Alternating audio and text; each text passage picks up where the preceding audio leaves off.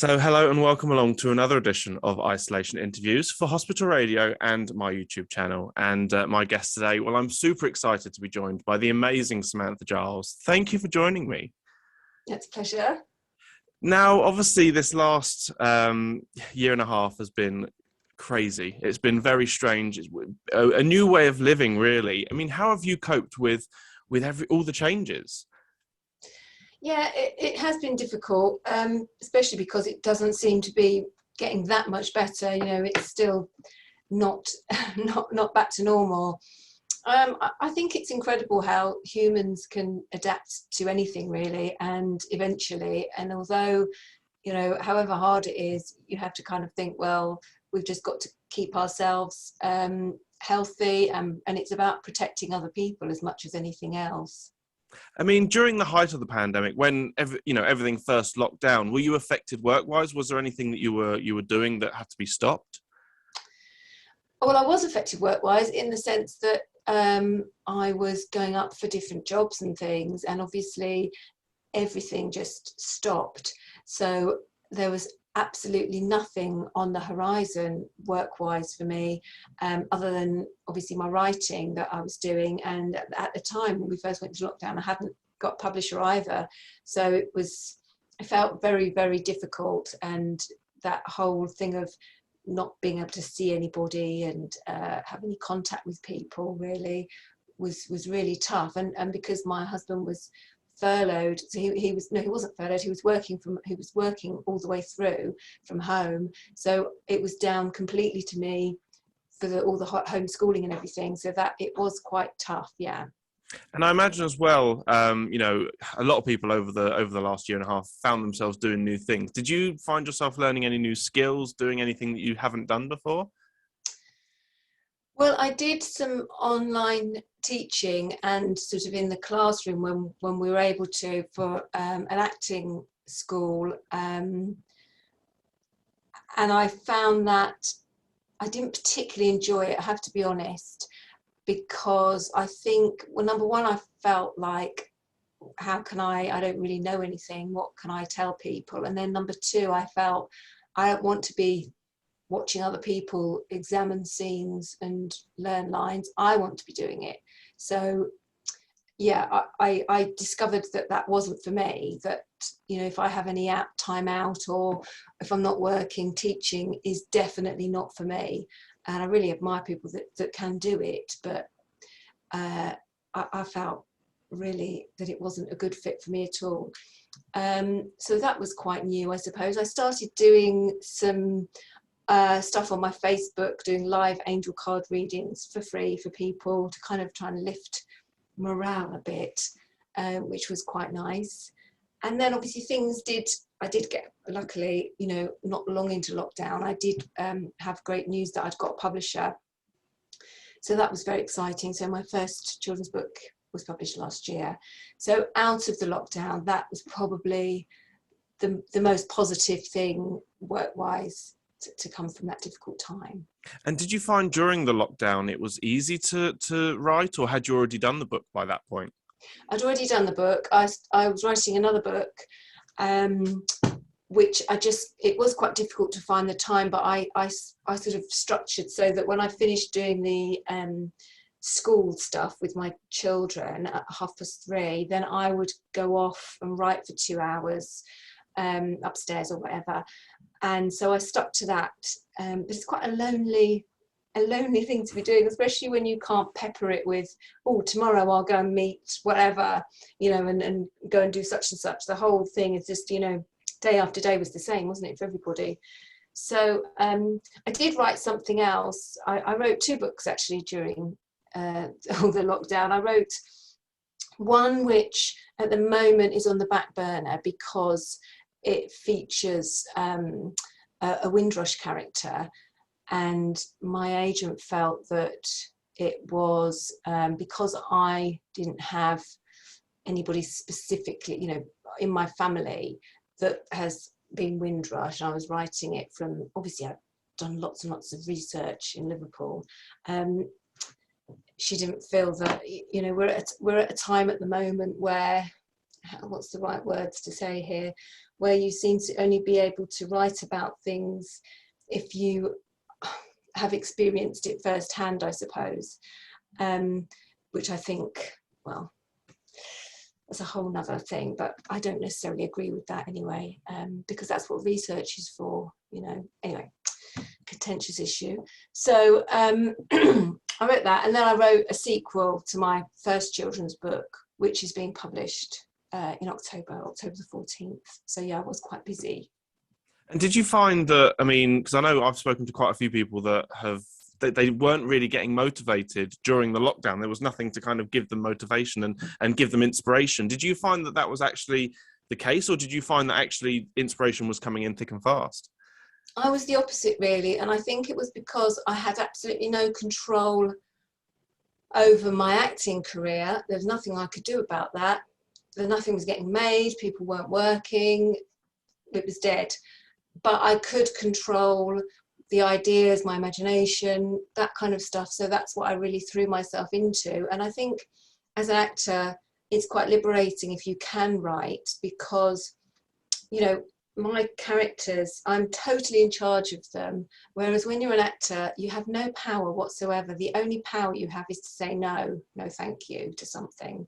Other than that, you are totally at the mercy of other people deciding whether you're the right shape, size, look, you know, they can pick and choose, and they tell you what to do, sort of thing. So, you know, even down to the fact where you're out of control, even when you get seen for jobs. It's very frustrating. You're out of control what jobs you're going up for, because your agent does that for you. So it is taking back a little bit of power, writing, definitely. Would you ever want to do writing more permanently? Maybe do some writing for Emmerdale, do you think? No, I want to write my own stuff.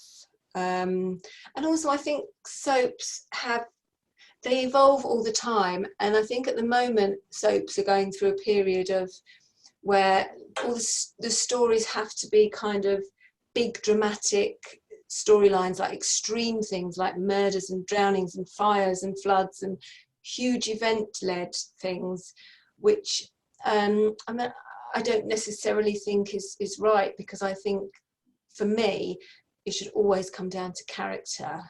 And then I think you can, with different characters, you can make all sorts of things happen, but it has to be true to the character. So that's just how I feel. And so it wouldn't be, I wouldn't do well to write for a soap, no. I mean, the other thing as well is that over the last year, we've seen Bernie back on our screen. So, I mean, what was the kind of the inspiration or the reasoning behind wanting to go back again? I mean, you must love that character. Well, I do like the character. It was difficult, really, because obviously they asked me to go back to the soap, and I didn't. It wasn't particularly what I wanted to do if I'd had a, you know, if I could really choose. But I mean, you know, we're still in a pandemic, we still are. So I think that I would have been quite foolish to have, you know, said no thank you to that, really, because, you know, there are things getting made now, but it's still very, very slow, and it's still, you sort of the same faces that you see that crop up time and time again. So the actors, you know, like me, I suppose, that wouldn't necessarily be top of the list for different things. You know, we're not going to get a look in at the moment until things are really opened up more, I guess. So, you know, it's been a great opportunity to get back into filming in a very safe environment and still be able to carry on with my writing as well. So for the moment, you know, I just feel very lucky that I can do both. Now, I wanted to take you back to 1998, which was when you first joined Emmerdale. And do you remember when you got the call, how it came about, how you felt when you first stepped onto the set? How was it for you? Yeah, I do remember. I remember because I originally went up for the character of Trisha, and obviously didn't get it, but the audition had gone really well. And a friend of mine that was at the time doing some writing for Emmerdale said to me, "Oh, they really liked you." The producer at the time, I think the exec producer was Karen Reynolds, and I'd worked with her before on something in Manchester, and he said, Carolyn wants to get you in as a different character. You weren't right for Tricia, but they loved your screen test and they want us to come up with another character that you can play. And I was like, yeah, right, okay, whatever.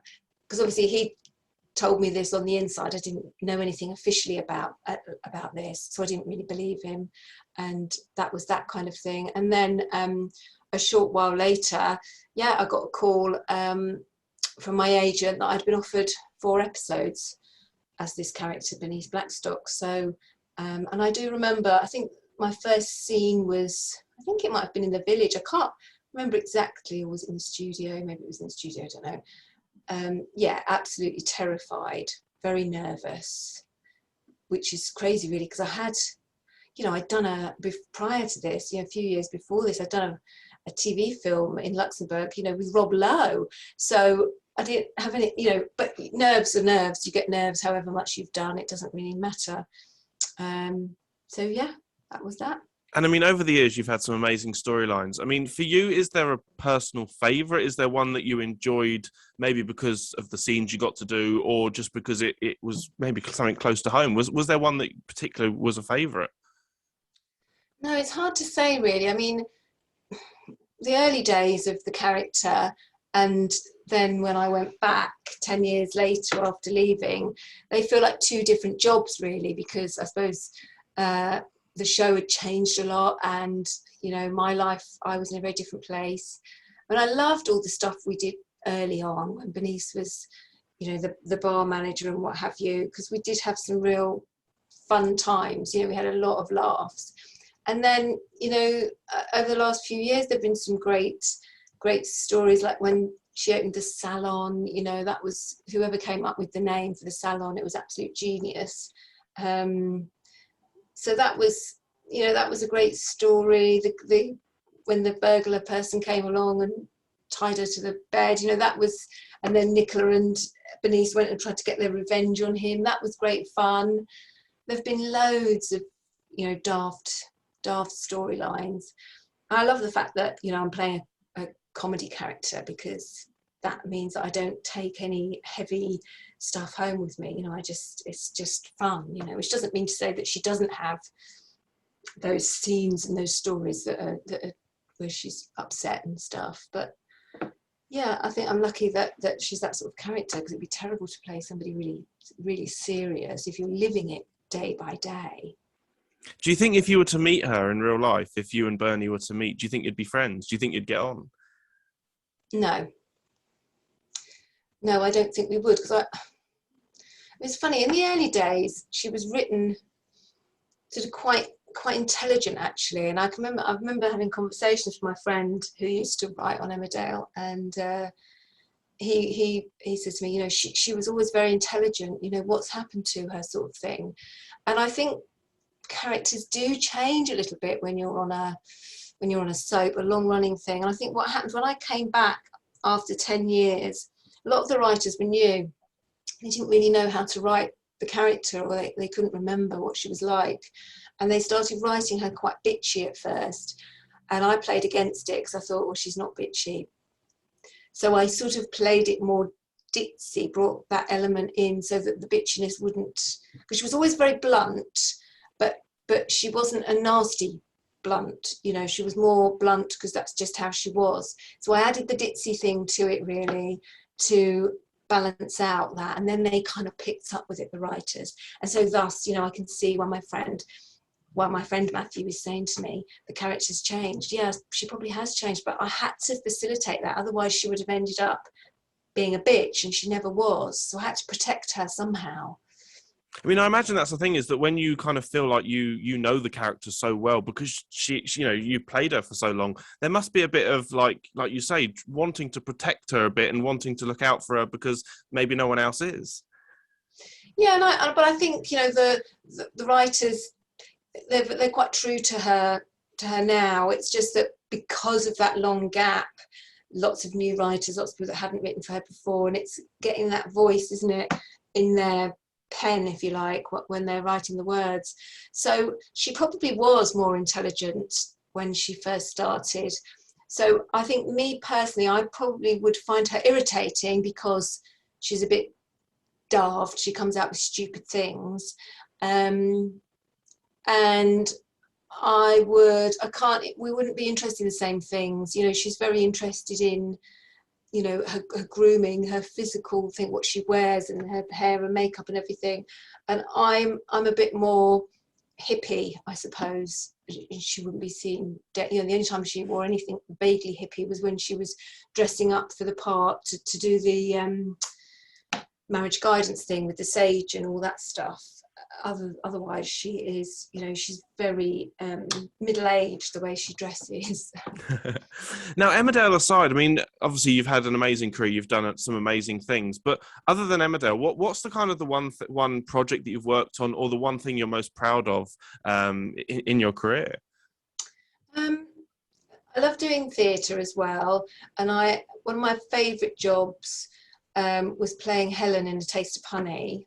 I absolutely loved doing that because it was such a challenge, and I got, you know, I got sort of like stomach pains because I used to get so anxious about it.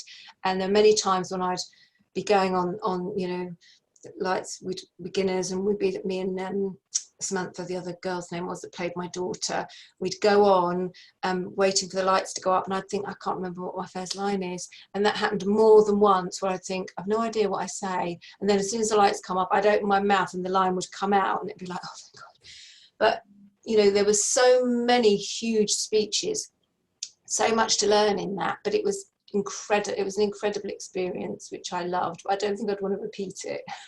I mean, that was the other thing I was going to ask, is that, you know, many actors have different answers to this, but I mean, do you prefer the sort of the live element, or do you prefer the kind of being able to perfect a character like a soap or like a sort of a TV show? So, I mean, do you prefer the sort of the live or the kind of pre-record?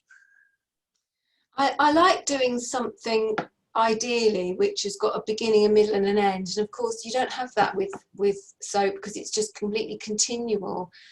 So that's quite hard because you never feel a sense of finishing something or completion or whatever. It's great being on stage. I haven't been on stage for a long time. Obviously it will be super nerve-wracking to go back on stage now, but I will do, hopefully in the next few years. But I'd also like to do something much more sort of gritty and serious. I'd like to have a go at that. I'd like to do a horror film. I've always wanted to do a horror film. So we'll have to see. And is there a dream role or a dream? I mean, obviously, apart from horror, any sort of projects you would love to work on going forward? No, I mean, anything that's well written is just something that you think, oh, I'd really love to do that. I'd like to do, oh God, I can't think of the name of it now. It's a play, something Amy. Oh, I can't think what it's called. My brain's gone completely. Anyway, there's a play I'd like to do, which I can't remember the title of. So that's really helpful. Something Amy, it's called, or Amy's something. Amy's View. I think it's called Amy's View, and I can't remember the writer either. Is it David Hare? Anyway, I'd like to do that play.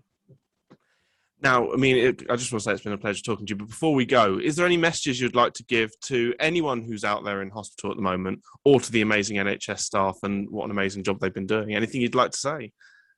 I'd just like to say, years ago I used to do hospital radio at Maidstone, and you never knew actually if people were listening. So I hope that they are listening, and I hope you know a bit more info on that. But I'd just like to say to everybody, I hope that your stay in hospital is short and sweet, and that you recover, and that you have lots of love around you, and you know, just keep the faith, and hopefully you'll be back home watching Emmerdale before you know it, or get yourself a copy of my new book, which is coming out in October, Rosemary and the Book of the Dead. But seriously, sending lots of love to everyone in hospital right now.